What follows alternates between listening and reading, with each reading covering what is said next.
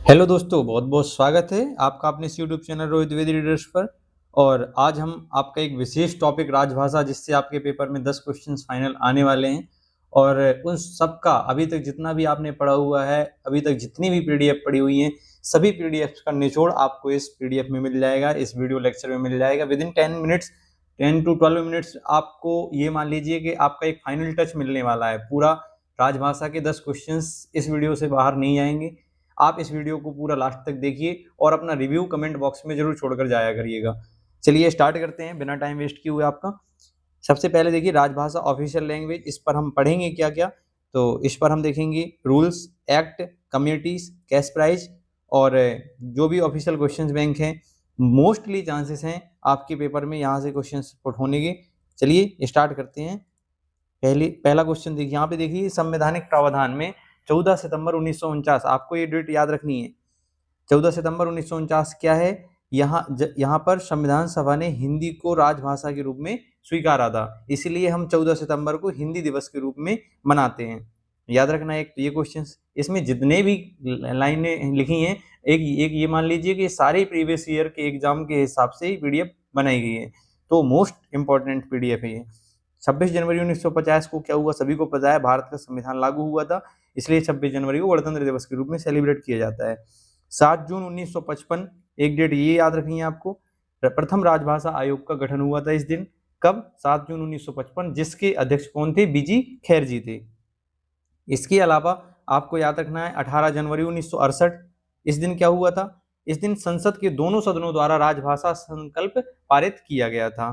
कब किया गया था? 18 जनवरी 1968 को। संविधान के भाग और अनुच्छेद, यहां से भी क्वेश्चन आता है। भाग 5, भाग 6 और भाग 17।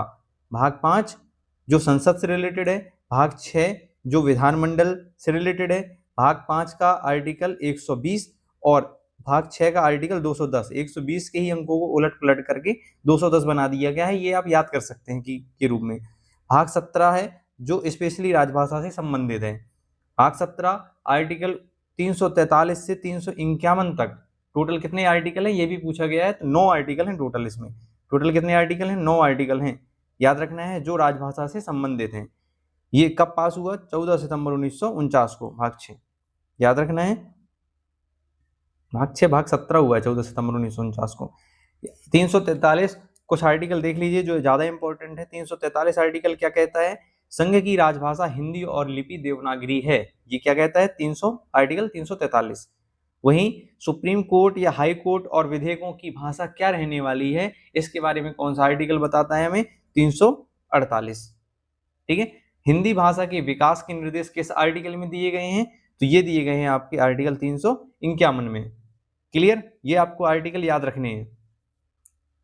नेक्स्ट देख लीजिए 8वीं अनुसूची। आपको पता है 8वीं अनुसूची भाषाओं से रिलेटेड है। हमारा जो मूल संविधान था उसमें टोटल हमको कितनी भाषाएं मिली थी? 14 भाषाएं मिली थी। इसके बाद अभी फिलहाल कितनी भाषाएं हैं? तो अभी 22 भाषाएं हैं। तो 14 से 22 तक का सफर कैसा क्या रहा है, यहाँ से क्वेश्चन पुट होता है। तो आपको याद रखना है कि जो सबसे पहली भाषा जोड़ी गई, वो जोड़ी गई 21वें संविधान संशोधन के तहत 1967 में जो हुआ था, वो कौन सी थी भाषा? सिंधी। ठीक है। टोटल लैंग्वेज कितनी है? 22 है। यहाँ पे देख सकते हैं आप, अनुच्छेद 344 की पहला से और 351 तक ये दिखाया गया है यहाँ पर। वहीं दूसरी देख लें, नेपाली, मणिपुरी, कोंकणी। इसको हमने आपको प्रीवियस वीडियो में बताया था, नमक से याद रखना है आपको। नमक, नेपाली, मणिपुरी, कोंकणी। 71वें संविधान संशोधन 1992 के तहत ये 3 भाषाएं जोड़ी गई। इससे आपको एक क्वेश्चन और याद रखना है, नेपाली पहली एक भाषा है और पूरे 22 भाषाओं में से जो फॉरेन लैंग्वेज है, मतलब विदेशी भाषा है। तो यहाँ से भी क्वेश्चन पुट होता है, इंपॉर्टेंट है, याद रखिएगा। ठीक है। फिर इसके बाद 4 भाषाएं और जोड़ी गई। एमडी बोस से बताया था हमने आपको। यदि आपने प्रीवियस वीडियो नहीं देखे हैं तो वो 200 क्वेश्चन वाला वीडियो जरूर देख के जाना है आपको पेपर में, वो बहुत ज्यादा हेल्पफुल होगा। उससे ज्यादा क्वेश्चन बाहर जाने वाले नहीं है। ये तो हम आपका फाइनल टच दे रहे हैं, रिविजन करवा रहे हैं फर्स्ट। 2003 92वां संविधान संशोधन 2003 में जो हुआ था, इसमें मैथिली, संथाली, डोंगरी, बोडो ये 4 भाषाएं जोड़ी गई। तो इस प्रकार से आपकी अभी फिलहाल कितनी भाषाएं हैं? 22 भाषाएं, याद रखना है। नेक्स्ट देख लीजिए राजभाषा नियम, जो 1976 का राजभाषा नियम है। इसमें आपका जो इंडिया को कुछ का, खा, गा क्षेत्र में बांटा गया है। तो कौन सा स्टेट कौन से क्षेत्र में आता है, यहाँ से भी क्वेश्चन पुट होता है। तो आपके लिए हम सरल भाषा में अगर बताएं आपको याद करने के लिए हिसाब से, तो का क्षेत्र में वो सभी राज्य आएंगे जो हिंदी भाषी होंगे अधिकतर, जैसे बिहार, एमपी, यूपी, राजस्थान, हरियाणा, हिमाचल, छत्तीसगढ़, झारखंड, उत्तराखंड, दिल्ली और अंडमान जरूर याद रखना है आपको। इसमें से का क्षेत्र में दिल्ली और अंडमान, यहीं से क्वेश्चन पुट होता है। इसके अलावा खा क्षेत्र में आपको पंजाब, सिंध, गुजरात, मराठा से याद रख लेना है। ठीक है, पंजाब, सिंध, गुजरात, मराठा, ये वही वाला एरिया हो जाएगा। ठीक है, इसके अलावा गा क्षेत्र में बाकी जितने भी आपके साउथ के राज्य हैं और पूर्वी राज्य हैं वो सब गा में आएंगे, बशर्ते तमिलनाडु को स्पेशली यहाँ पे गोला इसलिए किया गया है कि तमिलनाडु राज्य में राजभाषा नियम 1976 लागू नहीं होता, इसलिए और ज्यादा इंपॉर्टेंट हो जाता है। तमिलनाडु राज्य याद रखना है, राजभाषा नियम 1976 कहाँ पर लागू नहीं होता, तमिलनाडु में। और यहाँ से एक क्वेश्चन ये याद रखना है कि राजभाषा नियम कब पारित किया गया, 1976। क्लियर? राजभाषा नियम में 9 नियम दिए गए हैं टोटल, उनमें से आपके पास जो कुछ इंपॉर्टेंट नियम है वो ये है, देख लीजिए आप। नियम 5, हिंदी में प्राप्त पत्रों के उत्तर हिंदी में ही दिए जाएंगे।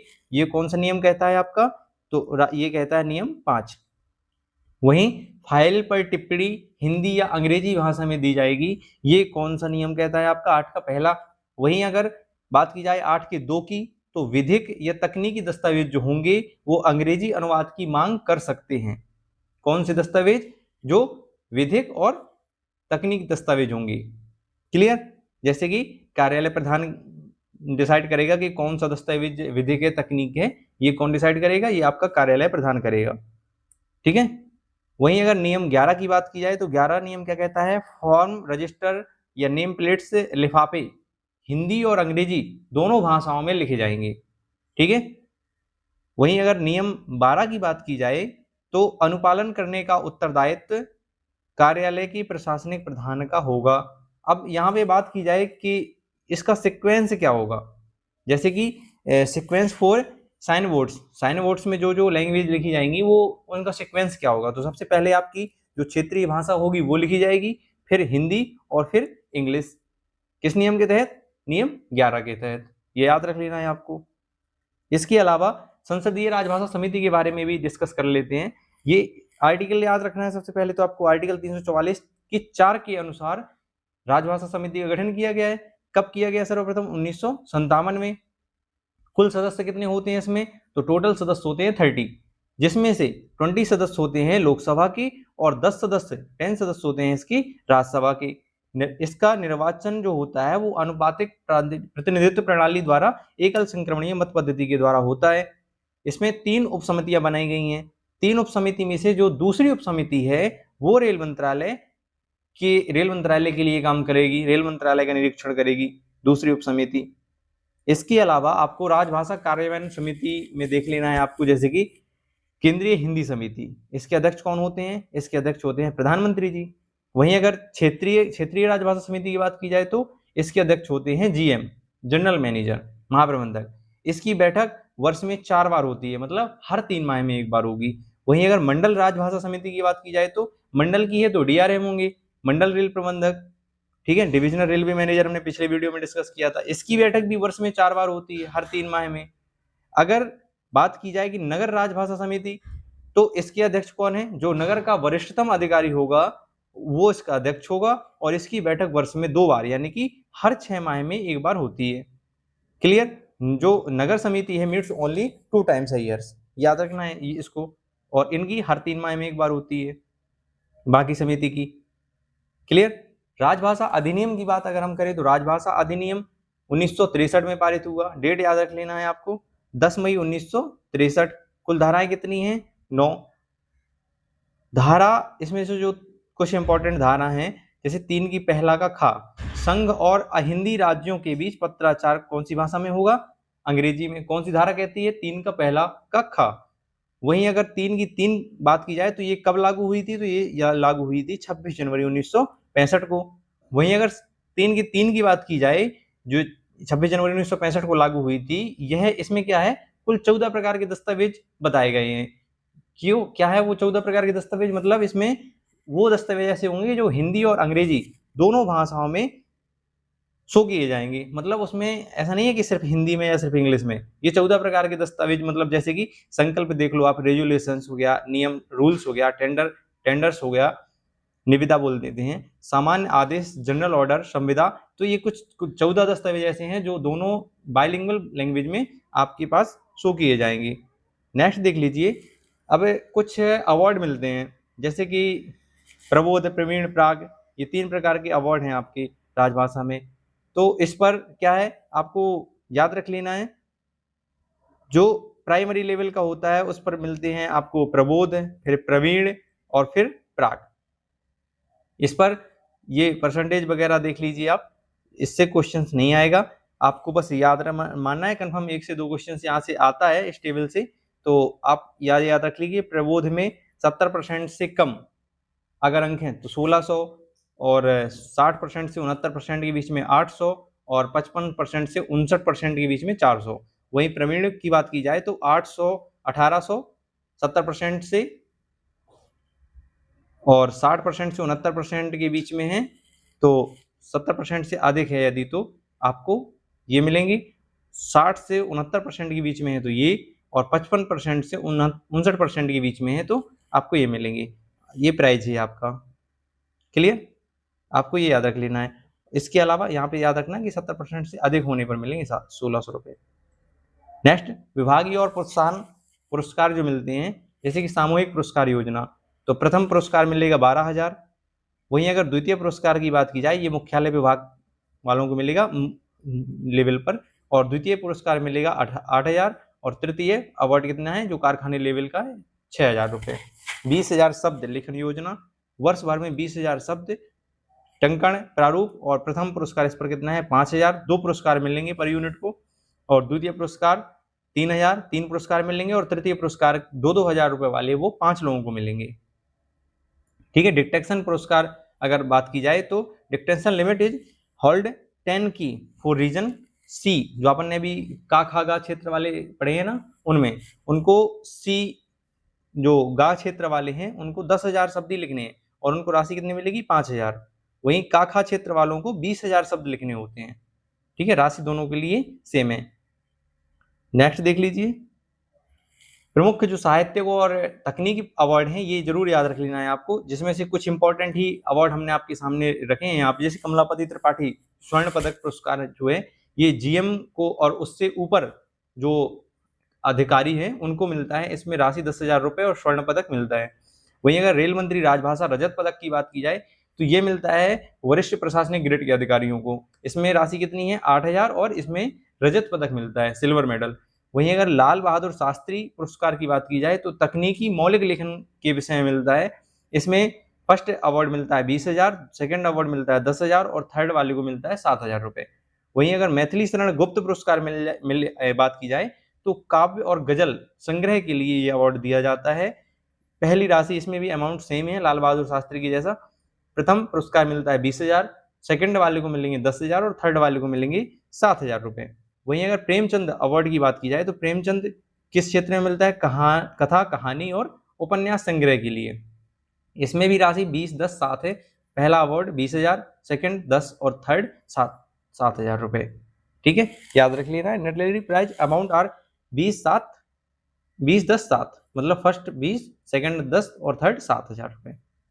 क्लियर। हिंदी प्रशिक्षण स्तर और योग्यता, जैसे गृह मंत्रालय राजभाषा विभाग 1955 के अधीन प्रबोध जो स्तर है, प्रबोध स्तर 5वीं कक्षा के समकक्ष है। प्रवीण की बात की जाए तो 8वीं कक्षा के समकक्ष, और प्राग 10वीं कक्षा के समकक्ष। वहीं अगर बात की जाए सेवाकालीन प्रशिक्षण अनिवार्य 1960 से किया गया है। यदि मैट्रिक परीक्षा हिंदी विषय के साथ उत्तीर्ण की है तो उसको हम हिंदी का कार्य साधक ज्ञान प्राप्त कर्मचारी मानेंगे। निजी प्रयत्नों से, ये इंपॉर्टेंट है, याद रख लेना, पूछा है एक पेपर में कि कार्य साधक ज्ञान प्राप्त कर्मचारी कौन है, जिसको हिंदी विषय के साथ, जिसने मैट्रिक परीक्षा हिंदी विषय के साथ में उत्तीर्ण की है, उसको क्या कहेंगे, हिंदी का कार्य साधक ज्ञान प्राप्त कर्मचारी। निजी प्रयत्नों से पास करने पर एक मुफ्त पुरस्कार क्या है, प्रबोध में मिलता है 1600, प्रवीण में मिलता है 1500, और प्राग में मिलता है 2400। कब, जब 70% से अधिक हो। क्लियर। अगर टंकण पुरस्कार की बात की जाए तो ये आप देख लीजिए, इसमें नीड 97% फॉर फर्स्ट प्राइज। 97% से आप फर्स्ट प्राइज चाहिए तो 97% आपको लाना पड़ेगा। Steno only needs 95%। स्टेनो की बात की जाए तो स्टेनो में कितना लाना पड़ेगा 95%, वहीं इसमें टाइपिंग में कितना लाना पड़ेगा 97%। ठीक है, निजी प्रयत्न से पास पर 1600 और यहाँ पर स्टेनोग्राफी में 3000 रुपये। क्लियर। नेक्स्ट देख लीजिए, यहाँ पे ये मास्टर सिंथेसिस है, पूरे वीडियो का एक निचोड़ टाइप का मानेंगे जैसे कि देखिए। और राजभाषा के बारे में अगर हम बताएं तो भाग 17 में 343 से 351 तक राजभाषा दिया गया है। राजभाषा अधिनियम 1963, 10 मई 1963 याद रखना है। धारा 3 की 3 ये द्विभाषी मतलब डॉक्यूमेंट्स को द्विभाषी बाइलिंगुअल में प्रदर्शित करने के लिए कहती है। राजभाषा नियम 1976, ये अधिनियम 1963 है और नियम 1976 है। काखा क्षेत्र हमने बता दिए हैं, तमिलनाडु में राजभाषा नियम लागू नहीं होता है। ठीक है, राज्य संसदीय समिति में 30 सदस्य हैं, जिसमें से 20 लोकसभा और 10 राज्यसभा। ठीक है, इस समिति में मेंबर कौन कौन हैं? पीएम, जीएम, डीआरएम और ये जो आपकी ये होते हैं क्या बोलते हैं उनको, नगर लेवल का जो वरिष्ठ अधिकारी होगा और टॉलिक में वो आ जाएगा। प्रशिक्षण में आपको याद रखना है प्राथमिक स्तर, प्रबोध, फिर प्रवीण और फिर प्राग। इस पर पुरस्कार नगद, साहित्यिक और तकनीकी क्षेत्रों में पुरस्कार की राशि दी जाती है। ठीक है, इसके अलावा नेपाली लैंग्वेज एकमात्र ऐसी लैंग्वेज है जो हमारी 22 भाषाओं में शामिल है। आई होप आपको ये वीडियो पसंद आएगा और निश्चित ही ये मानो कि ये वीडियो आपके पेपर में एज अ टिच क्वेश्चन यहाँ से पुट होने वाले हैं, तो मिस मत करना है इसको। अगर पसंद आए तो वीडियो को लाइक और चैनल को सब्सक्राइब करके ही जाना है। बाकी आप कमेंट बॉक्स में बता सकते हैं कि इसके बाद कौन सा वीडियो और कौन सा टॉपिक आप तक अभी तक नहीं पहुंचा है, जो आपका कवर नहीं है, जिस पर आपको ऐसा लग रहा है कि पेपर में इंपॉर्टेंट है और पेपर में आएगा। तो फिर मिलते हैं नई वीडियो के साथ में, तब तक आप स्वस्थ रहिए, मस्त रहिए। जय हिंद दोस्तों।